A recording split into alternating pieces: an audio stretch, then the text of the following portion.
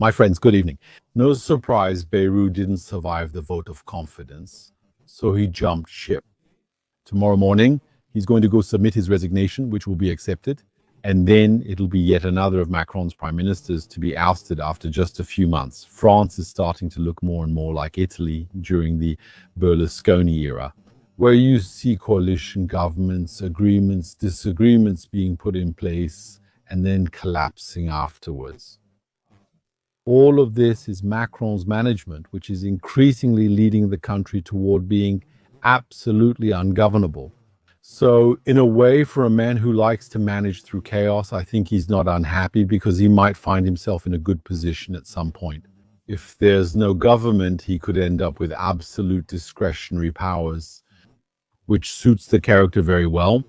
Now, I'd like to draw your attention to something very particular.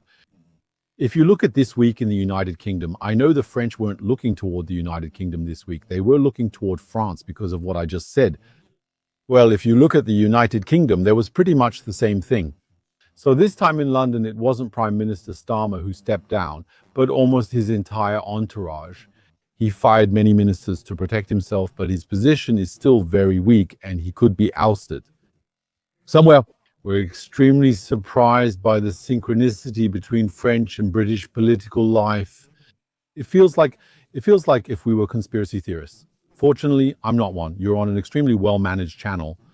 Well, one might think they're taking orders from pretty much the same place. In any case, they are more or less following the same roadmap. I'll tell you what to watch out for because there's still something huge going on. France is a heavily indebted country, and it's been that way for over 50 years. 51, not only is the country running a deficit year after year, so the debt is piling up, but there are also risks of a downgrade. That means the debt service will increase. So we're literally in a situation of creeping bankruptcy. It's like a person who is over indebted, taking out new consumer loans just to pay the interest on previous debts. So yes, you have to get into that spiral. Well, honestly, there's no miracle. Mathematically, you're definitely heading for a wall. So at some point, what's going to happen is the destruction of the French system. Let me explain.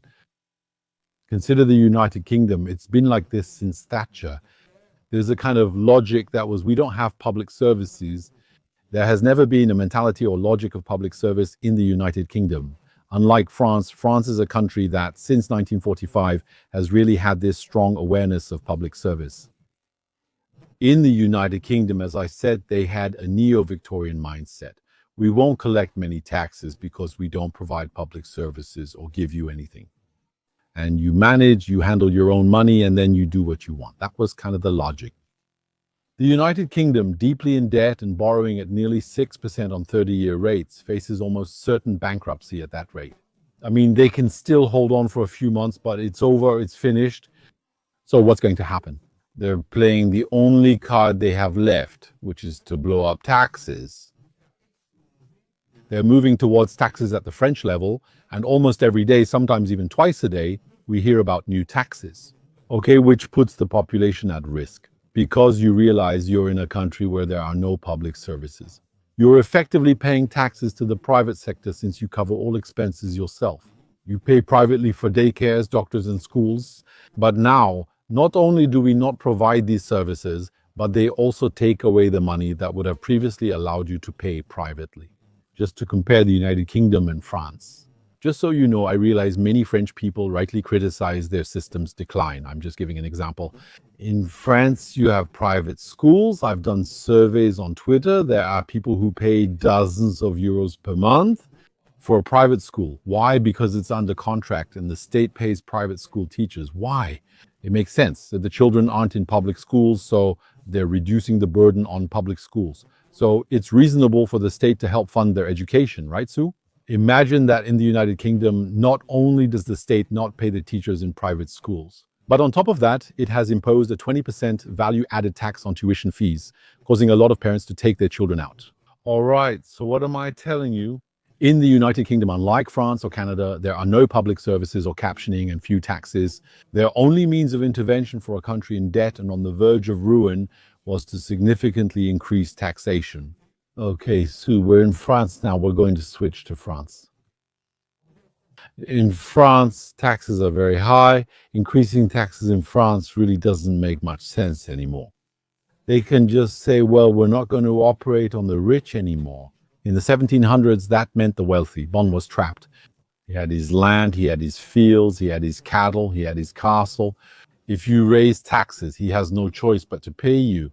If he gave you 10 cows this year and you ask for 15 next year, he has to give them to you. That time has passed. Today, with 2 or 3 phone calls, the funds are transferred, the wealth moves. Wealth has never been so mobile. Globalization has never been so mobile, never been so welcome, so accepted in so many places around the world. Today, rich people, entire rich families, well, all they have to do is grab their toothbrush and everything else. There are companies that take care of that. Okay, raising taxes in France seems realistic to me. Remember, there's what we call the curve of the matter. Too many taxes kill the tax. That's what the British have done, which is why they're going bankrupt. At some point, raising taxes actually lowers tax revenue. Why? Because quite simply, after a while, people say, I'm not working. And investors say, I'm not investing. People change their behavior because there are so many taxes that a lot of investments just won't happen. Many companies that wanted to move there won't anymore. Some will lay off employees, others will leave the country. In the end, what do you get? You end up taxing more, an economy that's shrinking. So in the end, you make less money and your tax pressure contracts your economy and pushes you more and more toward ruin. So debt, economic contraction, tax explosion, it's really the recipe to turn a country into Somalia. So that's exactly where the United Kingdom is heading.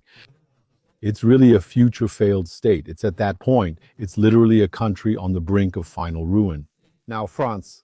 Once again, the fiscal lever is almost non-existent. They can always try to raise taxes a little bit, but it won't go any further. What's the other lever? If you've watched this video up to now, you know what the other lever is. The other lever is destroying public services to bring them into line. With the United Kingdom, putting them exactly where the United Kingdom is, that literally means non-existent public services, okay? Destroying them. And so there you go, there's room for that. Because even though the French do complain about hospital care, huge waiting times, all that, neighborhoods that are kind of going, sorry, that's the machine that just finished. She's very sneaky. She waits until I'm making a video to do that. And actually, I was saying that, well, that's what's hanging over us today. So what's going to happen in France is the complete destruction of public services. This destruction is necessary because, quite simply, I'm not saying necessary in the sense that it's mandatory or that it's morally right. I'm saying that France has ruined itself, thank you. Once it has ruined itself, it can't have the same public services it had before. So it's necessary in the physical sense, in the mathematical sense of the word, in the sense that they will collapse. That's a little bit the idea. And also the risk as well. It's moving towards being taken over by maybe the International Monetary Fund, maybe the European Central Bank. France being in the European Union, well, it was already decided by its membership in the European Union, because you find PFCs, there's a system of communicating vessels. We can talk about it from the past. There's a system of communicating vessels. So when you create a union of rich and poor countries, of course, the poor countries will get richer. How will they get richer? By benefiting at the expense of wealthier countries. So one day we'll end up with a situation where the Parisian plumber goes to Poland to work. That's a bit of the risk now that's happening. There you go. So the French, we voted for Macron once. We voted for Macron a second time. 10 years of Macron, I'm not even sure we can get out of 10 years of Macron. I'm not even sure. Even a century from now, those 10 years will still affect us if in 2027, this country finally starts over for once in its history. Start with people who have a little bit of love for the country in their hearts. If they keep voting for the same globalists, pro-Europeans, all that, well, it'll go in the trash like other countries have gone in the trash. I mean, there's no miracle. There's nothing that's written like that somewhere in the sky, that this or that country, you can do whatever you want, waste resources, allow corruption and crime, wage wars, destroy industries, outsource everything, and still remain a rich country. It's not like that. It's not written that there are countries that will be rich no matter what they do, and others poor no matter what they do. No, we're in a world, as you can see, that is extremely mobile, extremely flexible, and well, all countries experience ups and downs.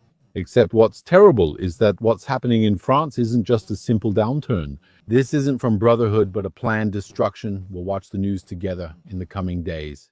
And well, I hope we'll have something positive.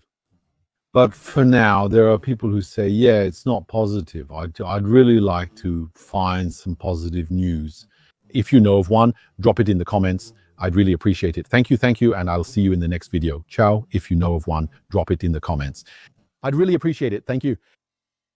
See you in the next video. Ciao.